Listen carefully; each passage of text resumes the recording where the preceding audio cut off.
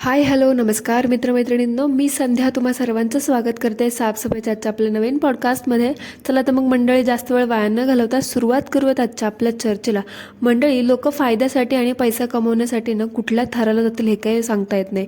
म्हणजे आता आपण गेली कित्येक दिवस झालं काही अशी नमुने उदाहरणं तर बघतोच आहे आपल्या आजूबाजूला असणारी. मग तो देव का असे ना, हे लोक देवाला सुद्धा विकायला कमी करत नाहीत. म्हणजे हे लोक ना आता सध्या देवाला विकून सुद्धा खात आहेत, अशी काही लोक ना आपल्या आजूबाजूला तर आहेतच. त्यामुळे तुम्हाला तर माहितीच असेल की जेव्हापासून ते टी व्हीवरती डेली सोप्समध्ये वगैरे देव दाखवायला चालू केलं ह्या लोकांनी, तेव्हापासून आहे ना, म्हणजे सर्रासपणे देवाच्या नावावरतीनं लोकांना गंडवायचं प्रकार चालू झालेत. आणि आता तर बाबा स्वामी भक्तांचे सुळसुळाटच वाढला आहे. म्हणजे आता मी इथे कोणाच्या भावना हर्ट नाही करत आहे, पण लिटरली भक्ती हे लोक 0% सुद्धा करत नाहीत. पण फक्त मी भक्त मी भक्त मी भक्त म्हणून आहे ना, असं त्यांची एवढं वाढली आहे. आणि त्यांची संख्या म्हणजे ते लिटरली सुळसुळाटमध्येच ते येतात. खरं तर हे लोक भक्त नाही आहेत, पण भक्त असण्याचं आवडणारे ढोंगी आहेत. आणि हे सगळं कशासाठी चालू आहे? पैशासाठी. आणि ह्यामध्ये जे आपण म्हणतो ना कुठल्याही गोष्टीला लेडीज फर्स्ट लेडीज फर्स्ट, तर ह्यामध्ये सुद्धा लेडीज फर्स्ट या कॅप्शनचा वापर करून आहे ना, महिला वर्गाने अगदी ह्या गोष्टीला एवढं फॉलो केलं आणि एवढा फायदा करून घेतला आहे ना, काय बघायलाच नको. जी ती उठते ती स्वामींचं नाव घेते आणि पैसे कमवायला चालू करते. म्हणजे फक्त स्वामींचं नाव घ्यायचं, 4 पूजा दाखवायच्या, अगरबत्ती फिरवायची, दिवा लावायचा, एखादा स्तोत्र म्हणायचं आणि झालं, संपलं. लोक डोळे बंद करून फॉलो करतात, कारण देवाचं नाव घेतलंय कोणी, ह्यांना एका शब्दाने काही बोलणार नाही म्हणून देवाचं नाव घ्यायचं आणि लोकांना गंडवायचं. आणि म्हणजे असंच आपण आज ह्या घरकोंबड्यांबद्दल तर बघितलंच आहे एवढ्या सगळ्या. आणि लोकांना घरकोंबड्या बघायला आवडतात सुद्धा. मग काय, ह्या घरकोंबड्या उठतात, कपाळभर मळवट लावतात आणि दुनियाभरचे देव आपल्या देवघरात जमा करतात आणि लागतात त्या देवांना दाखवून डॉलर छापायला. म्हणजे स्वामी कार्डचा वापर करायचा आणि पैसे कमवायचे. आता असंच एका स्वामी कार्डचा वापर करून आहे ना, ढोंग करणाऱ्या मातेचा सुळसुळाट सुद्धा मला सध्या जाणवला आहे. तर त्या मातेचं नाव आहे श्रद्धांजली टोळी.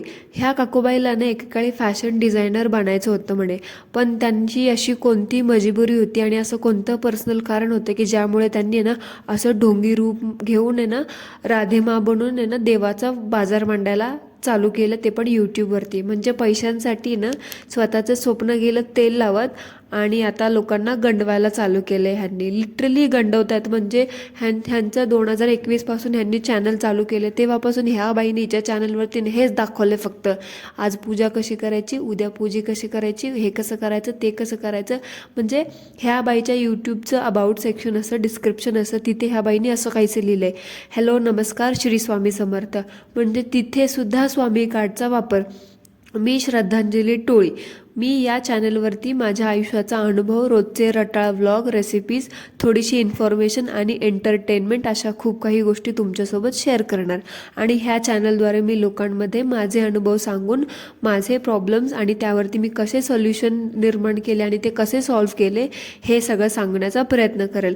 आता बघा मंडळी, ह्या बाईला एकतर डिस्क्रिप्शन किंवा चॅनलचं जे अबाउट सेक्शन असतं त्याचा अर्थ माहीत नसावा, किंवा ही लोकांची मुद्दाम दिशाभूल करण्यासाठी ठरवून हे चॅनल काढून बसली असावी.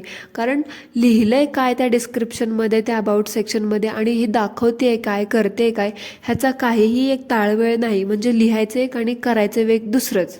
त्या अबाउट सेक्शनमध्ये हिने लिहिलं आहे की मी रेसिपी दाखवणार, मी डेली इन्फॉर्मेशन शेअर करणार, तुमच्यासोबत थोडं एंटरटेनमेंट करणार. पण ही बाई असं काहीच करत नाही. त्या ह्याच्यामध्ये हिने कुठेच असं लिहिलं नाही की मी तुम्हाला आज देवपूजा कशी करणार हे सांगणार, मी आज तुम्हाला चंदन लेपन कसं करायचं हे दाखवणार, मी आज तुम्हाला कुंचन कसं करायचं हे दाखवणार. हे काहीच लिहिलं नाही. पण हिच्या चॅनलवरती हे सगळं हेच दाखवते. देवपूजा कशी करायची, लादी पुसण्याच्या पानामध्ये खडा मीठ कसं टाकायचं, हळद कशी टाकायची, सकाळची आरती, दुपारची आरती, काकडा आरती, एकादशीची पूजा, अमावस्या पूजा, उंबरटा लेपन, स्वामीची सेवा, परत अजून महालक्ष्मीची सेवा, संतोषी माताची सेवा, हे नसता उठा ठेवा ना, हेच दाखवते. बाकी लिहिलेलं काय नाही हेच दाखवत नाही. म्हणजे हिच्या चॅनलचा सगळा तोच कचरा भरलेला आहे. म्हणजे दुनियाभरचे देव जमा करायचे आणि त्यांच्यावरती घराणं करत बसायचं. म्हणजे ते देवांना सुद्धा वीट आला असेल अशा बाईचा, की बाई अजून किती माझ्यासाठी फायदा करून घेणार आहे स्वतःचा. म्हणजे किती उघड उघड लोकांना मिसलीड करायचं ना, टाकायचं एक डिस्क्रिप्शनमध्ये, लिहायचं एक आणि करायचं दुसरंच. आणि एकतर हिला बघणारे लोक अंध असावे किंवा अडाणी असावे, ज्यांना हा प्रकार समजत नाही आहे आणि दिसतही नाही. म्हणजे कुठल्याही गोष्टीला एक मर्यादा असते. देवाला दाखवून अजून किती पैसा कमवणार आहात हो श्रद्धांजली काकू. आता रिसेंटली तुम्ही एक बंगला घेतलाय, तो पण स्वामींनाच दाखवून दाखवून घेतलाय ना. कळालं आम्हाला ते सगळं. अजून किती किती ते देवाचा फायदा करून घेणार आहोत स्वतःसाठी. जरा त्या देवाला तरी सोडा. खूप कर्माच्या गोष्टी करता तुम्ही, जरा कर्माला तरी घाबरा. अजून किती ढोंगी राधेमा बनून लोकांना ज्ञान देत बसणार आहात तुम्ही. स्वामी महाराज पण वैतागले असतील तुमच्या ह्या ढोंगीपणाला. ते पण तुम्हाला साक्षात्कार येईना, ते पण वैतागले असतील की बाबा बाई बस कर बस कर. पण तुम्ही काय ते ऐकना. कारण आता पैसाच यायला लागला म्हटल्यावरती कशाला काय देव काय आणि कोण काय. तुम्ही तुमच्या घरी कोणीतरी येणार होती म्हणे चाळवाली, तुम्ही तिच्यासाठी तिच्यासाठी तुम्ही देवाला काय म्हणता आज्ञा दिली की म्हणे तुम्हाला छान दिसायलाच पाहिजे, माझी मैत्रीण येणार आहे तुम्हाला भेटायला. म्हणजे आता तुम्ही देवाला सुद्धा आज्ञा करायला लागलात की माझ्या घरात मी तुम्हाला ठेवलंय आणि माझी अशी अशी मैत्रीण येणार आहे जिने खूप मोठे दिवे लावलेत, त्याच्यामुळे तुम्ही छान दिसा. बघा ह्यालाच म्हणतात अति करणं. जिथे तुमची लायकी काय, तुमची काय माझी काय, आपण कुणीच नाही देवाला आज्ञा करणार आहे.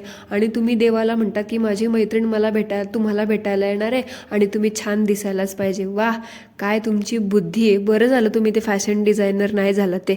कारण एखाद्या माणसाला ढोंग करायची सवय लागली ना, तो कुठल्याही थराला जाऊ शकतो. आणि तुमचं तिथं ना हे सगळं काही चाललंही नसतं. बरं तुम्ही इकडेच आलात ते लोकांना गंडवायला, आणि गंडून गंडून चांगलं गंडवताय. फार मोठं घबाळं लागले तुमच्या हाताला.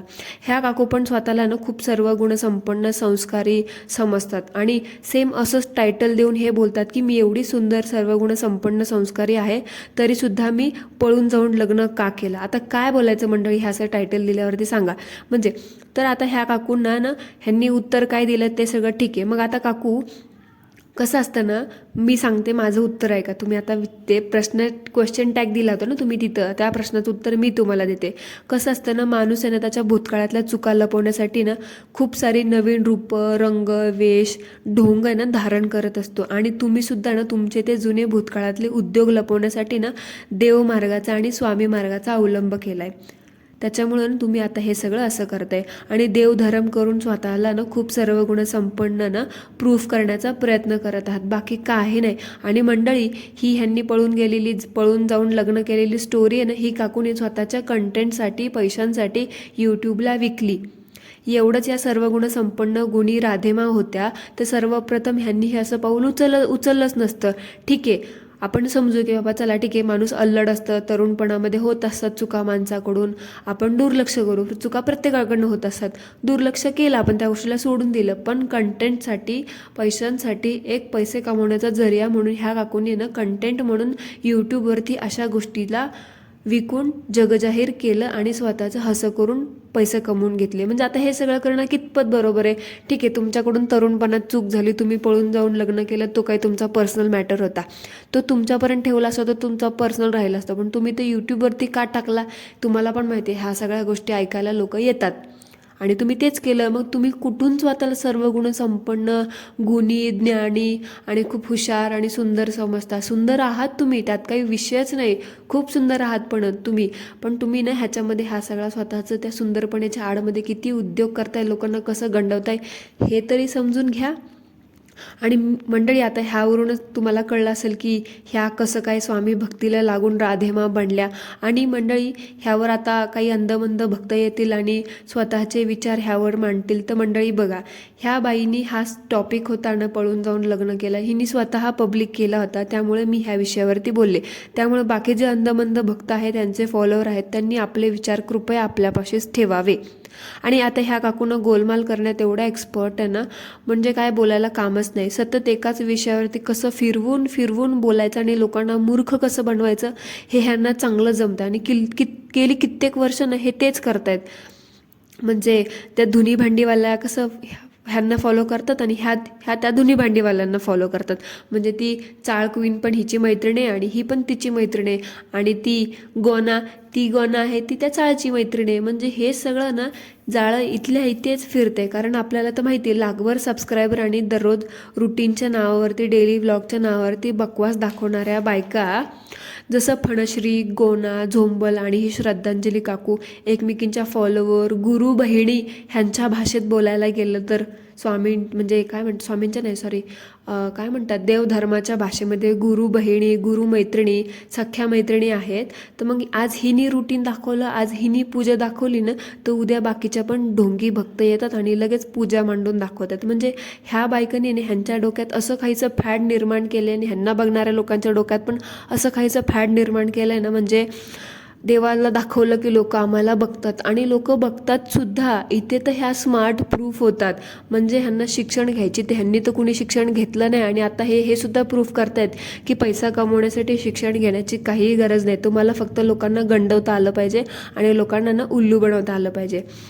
त्या गोनासारखं ना ह्या श्रद्धांजली काकूने सुद्धा घरात आहे ना दुनियाभरचे देव मांडून ठेवलेत आणि प्रत्येक देवाला ना ह्यांनी महिन्याभरातलं सगळं वार, सकाळ, दुपार, संध्याकाळ आहे ना प्रत्येक गोष्ट वेळ वाटून दिली आहे आणि कंटेंटच्या नावावरती त्या देवाची विक्री चालू केली आहे. म्हणजे श्रद्धांजली काकू, तुम्हाला जाता जाता माझं एवढंच सांगणं आहे, कर्म ह्या गोष्टीवर तुम्ही खूप विश्वास ठेवता.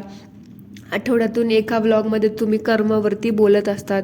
तर श्रद्धांजली काकू, मला तुम्हाला एवढंच सांगायचं आहे, खरंच तुम्ही कर्माला घाबरत असाल तर ती तुम्ही तुमच्या फायद्यासाठी जे आणि तुमचं घर चालवण्यासाठी तुम्हाला प्रसिद्धी मिळावी म्हणून लोकांनी तुम्हाला बघावं, लोकांनी तुम्हाला ओळखावं आणि तुम्ही तुमच्या सगळ्या गोष्टी ऐश मौज मजा करण्यासाठी तुम्ही जी देवाची विक्री चालवली आहे ना आणि देवाचा जो मजाक करून ठेवला आहे ना तुम्ही, ते करणं अगोदर थांबवा. दर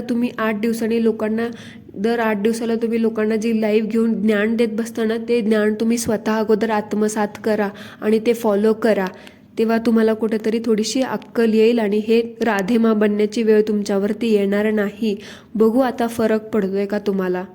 सो मंडळी, that's it for today. I hope तुम्हाला आजचा आपला पॉडकास्ट आवडला असेल. Thank you so much. धन्यवाद. बोलता बोलता मी कोणाच्या भावना दुखावल्या असेल तर मनापासून क्षमस्व आहे.